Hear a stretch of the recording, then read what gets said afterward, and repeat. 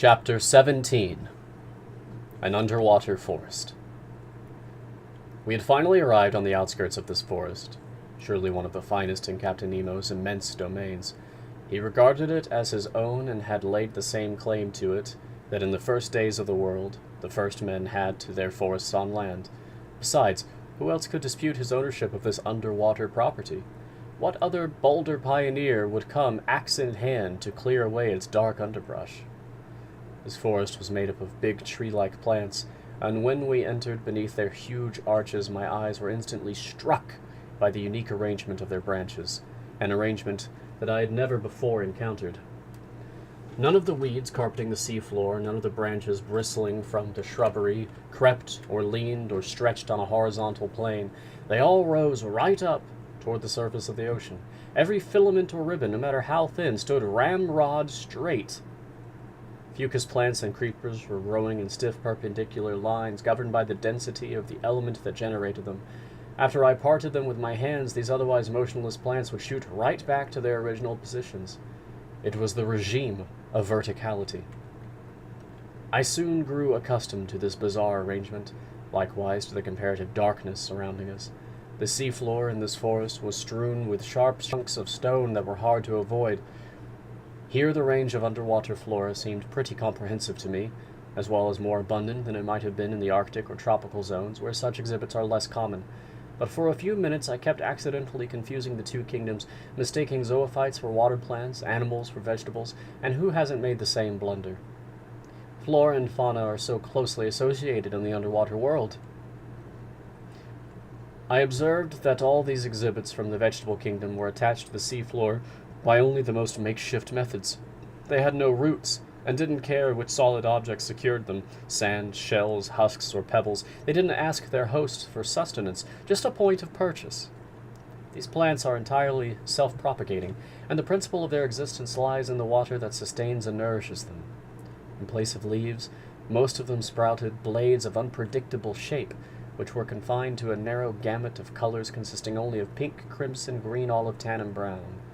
There I saw again, but not yet pressed and dried like the Nautilus's specimens, some peacock's tails spread open like fans to stir up a cooling breeze, scarlet rose tangle, sea tangle stretching out their young and edible shoots, twisting strings of kelp from the genus Nereocystis that bloomed to a height of 15 meters, bouquets of mermaids' cups whose stems grew wider at the top, and a number of other open-sea plants, all without flowers. "It's an odd anomaly in this bizarre element," as one witty naturalist puts it. "The animal kingdom blossoms and the vegetable kingdom doesn't." These various types of shrubbery were as big as trees in the temperate zones. In the damp shade between them, there were clustered actual bushes of moving flowers, hedges of zoophytes in which there grew stony coral striped with twisting furrows, yellowish sea anemone from the genus Caryophylla, with translucent tentacles, plus anemones with grassy tufts from the genus Zoantharia, and to complete the illusion, minnows flitted from branch to branch like a swarm of hummingbirds, while there rose underfoot like a covey of snipe yellow fish from the genus Lepisocanthus, with bristling jaws and sharp scales, flying gurnards, and pine-cone fish. Near 1 o'clock, Captain Nemo gave the signal to halt. Speaking for myself, I was glad to oblige, and we stretched out beneath an arbor of winged kelp, whose long, thin tendrils stood up like arrows. This short break was a delight. It lacked only the charm of conversation, but it was impossible to speak, impossible to reply. I simply nudged my big copper headpiece against Conseil's headpiece. I saw a happy gleam in the gallant lad's eyes, and to communicate his pleasure, he jiggled around inside his carapace in the world's silliest way. After 4 hours of strolling, I was quite astonished not to feel any intense hunger. What kept my stomach in such a good mood, I'm unable to say. But in exchange, I experienced that irresistible desire for sleep that comes over every diver. Accordingly, my eyes soon closed behind their heavy glass windows, and I fell into an uncontrollable doze, which until then I had been able to fight off only through the movements of our walking. Captain Nemo and his muscular companion were already stretched out in this clear crystal, setting us a fine nap-time example. How long I was sunk in this torpor, I cannot estimate. But when I awoke, it seemed as if the sun were settling toward the horizon. Captain Nemo was already up, and I had started to stretch my limbs when an unexpected apparition brought me sharply to my feet. A few paces away, a monstrous, meter-high sea spider was staring at me with beady eyes poised to spring at me. Although my diving suit was heavy enough to protect me from this animal's bites, I couldn't keep back a shudder of horror. Just then Conseil woke up, together with the Nautilus' sailor. Captain Nemo alerted his companion to this hideous crustacean, which a swing of the rifle butt quickly brought down, and I watched the monster's horrible legs writhing in dreadful convulsions. This encounter reminded me that other, more daunting animals must be lurking in these dark reaches, and my diving suit might not be adequate protection against their attacks. Such thoughts hadn't previously crossed my mind, and I was determined to keep on my guard. Meanwhile, I had assumed this rest period would be the turning point in our stroll, but I was mistaken, and instead of heading back to the Nautilus, Captain Nemo continued his daring excursion. The sea floor kept sinking, and its significantly steeper slope took us to greater depths.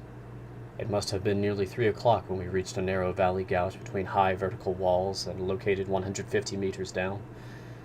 Thanks to the perfection of our equipment, we had thus gone 90 meters below the limit that nature had until then set on man's underwater excursions. I say 150 meters, although I had no instruments for estimating this distance, but I knew that the sun's rays, even in the clearest seas, could reach no deeper. So, at precisely this point of darkness, the darkness became profound. Not a single object was visible past 10 paces. Consequently, I had begun to grope my way when suddenly I saw the glow of an intense white light. Captain Nemo had just activated his electric device. His companion did likewise. Conseil and I followed suit.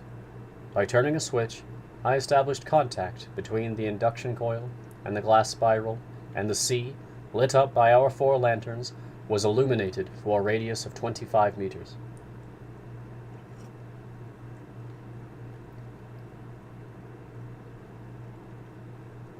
Captain Nemo continued to plummet into the dark depths of this forest, whose shrubbery grew ever more sparse.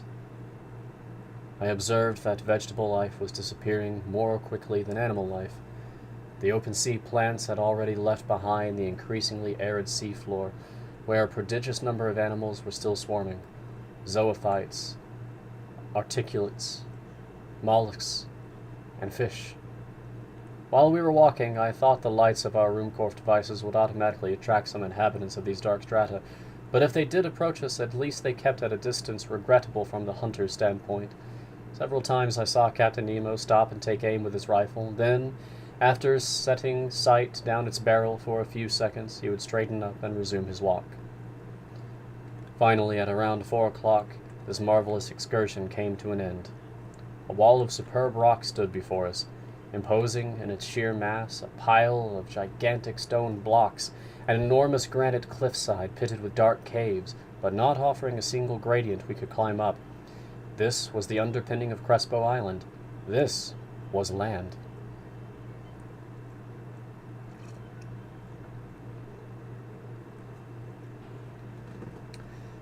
The captain stopped suddenly.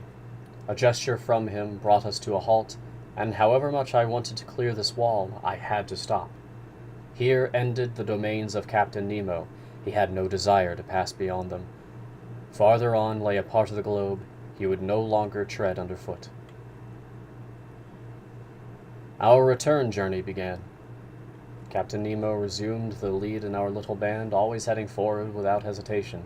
I noted that we didn't follow the same path in returning to the Nautilus.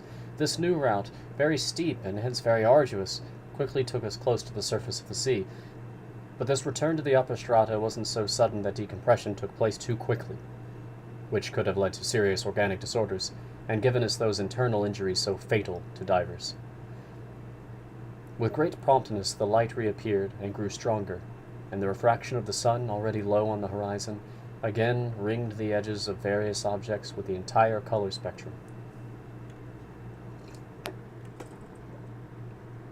At a depth of 10 meters, we walked amid a swarm of small fish from every species, more numerous than birds in the air, more agile too, but no aquatic game worthy of a gunshot had yet been offered to our eyes. Just then, I saw the captain's weapon spring to his shoulder and track a moving object through the bushes. A shot went off. I heard a faint hissing, and an animal dropped a few paces away, literally struck by lightning. It was a magnificent sea otter, from the genus Anhydra, the only exclusively marine quadruped. 1.5 meters long, this otter had to be worth a good high price. Its coat, chestnut brown above and silver below, would have made one of those wonderful fur pieces so much in demand in the Russian and Chinese markets. The fineness and luster of its pelt guaranteed that it would go for at least 2,000 francs. I was full of wonderment at this unusual mammal, with its circular head adorned by short ears, its round eyes, its white whiskers like those on a cat, its webbed and clawed feet, its bushy tail. Hunted and trapped by fishermen, this valuable carnivore has become extremely rare, and it takes refuge chiefly in the northernmost parts of the Pacific, where in all likelihood its species will soon be facing extinction. Captain Nemo's companion picked up the animal, loaded it on his shoulder, and we took to the trail again.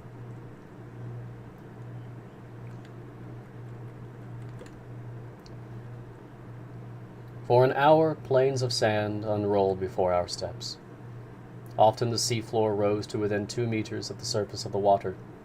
I could then see our images clearly mirrored on the underside of the waves, but reflected upside down.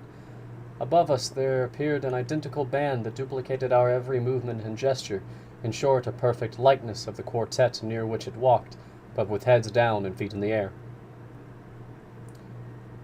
Another unusual effect.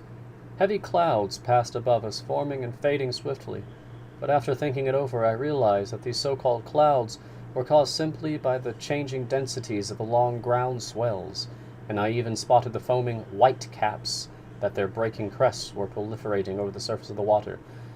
Lastly, I couldn't help seeing the actual shadows of large birds passing over our heads, swiftly skimming the surface of the sea.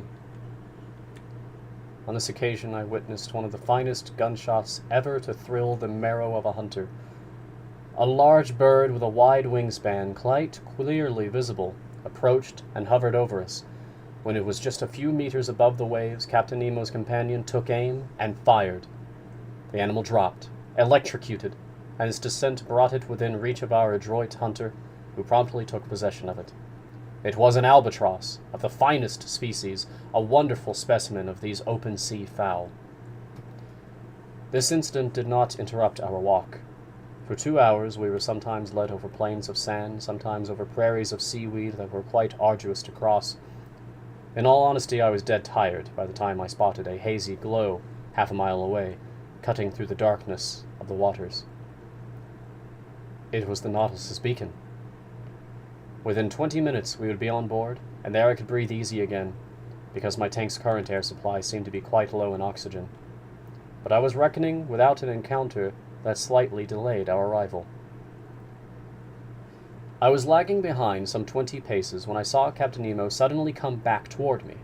With his powerful hands he sent me buckling to the ground, while his companion did the same to Conseil.